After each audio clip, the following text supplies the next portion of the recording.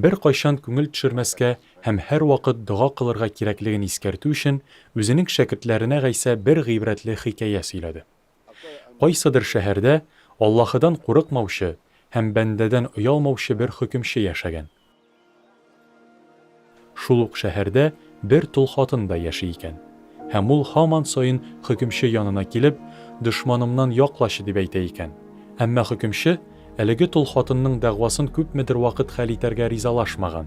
Аннары ниһаять үз-үзенә Аллаһыдан курыкмасам һәм бәндәдән оялмасам да бу тол хатын тынгылык бирмәгәнгә күрә дәгъвасын хәл итим, мине ялыктырып йөрмәсен дигән.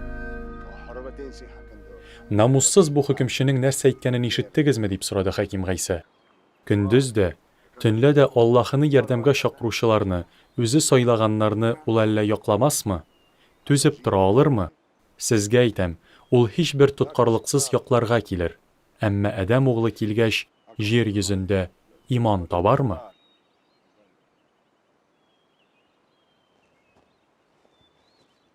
Үзләрен тәкъва дип санаучы һәм башкаларны түбәнсетүче кайберәүләргә Гайса шушы гыйбрәтле хикәяне сөйләде.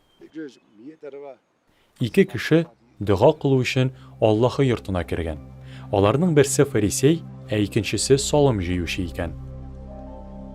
Фарисей торып булай дип дуа кылган: "Я Аллаһы, башкалар кебек талаучы да, алдакчы да, зина кылучы да яки менә бу салым җыючы кебек тә түгел мин. Шуның өчен сиңа шөкер әйтәм. Атнага 2 тапкыр ураза тотам, табышымның 10ннан 1 гышыр сәдакасы итеп бирәм."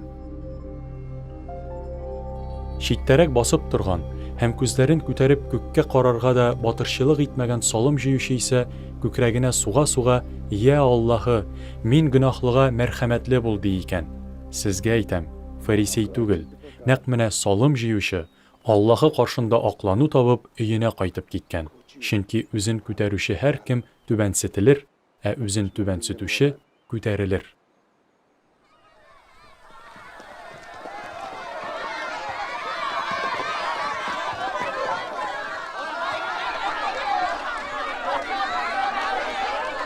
Гайса орынып фатихасын күндерсен өчен кайберәүләр аның янына сабый балаларын да алып килделәр.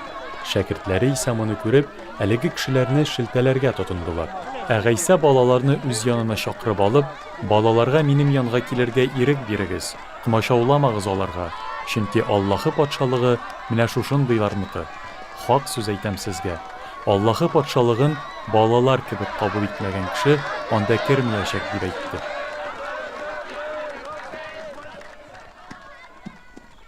Башлыкларның берсе Гайсадан: "Игелекле остаз, мәңгелек тормышка ия булыр өчен миңа нәрсә эшләргә кирәк?" дип сорады.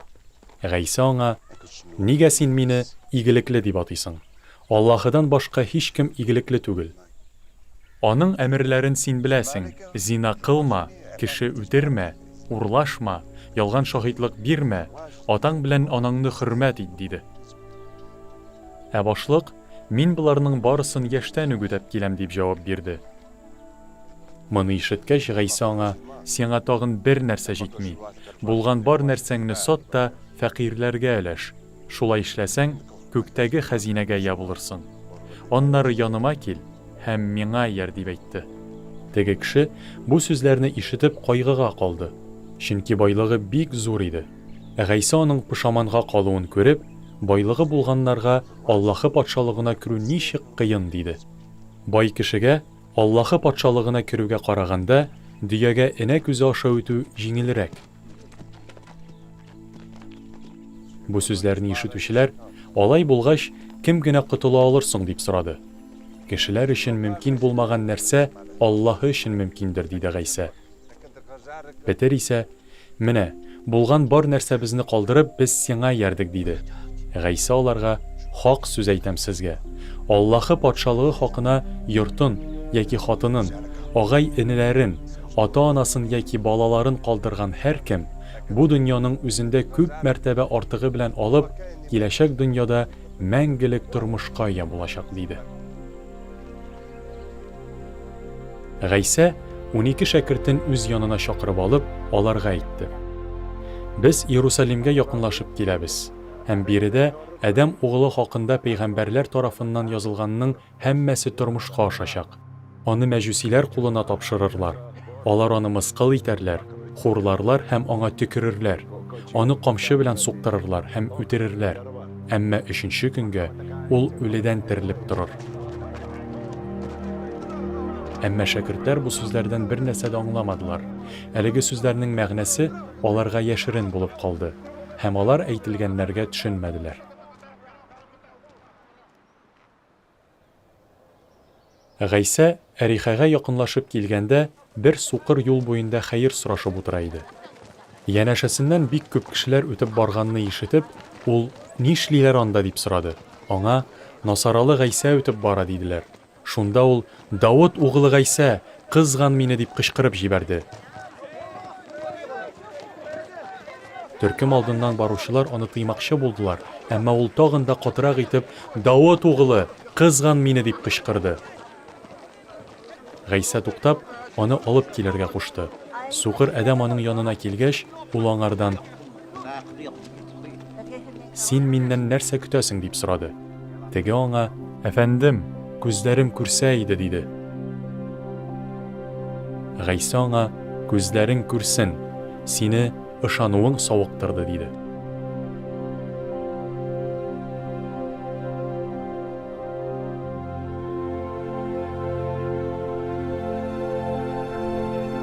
Теге Адәм шундук күрә башлады, һәм ул Аллаһыны данлап, Гайса артыннан ияреп китте.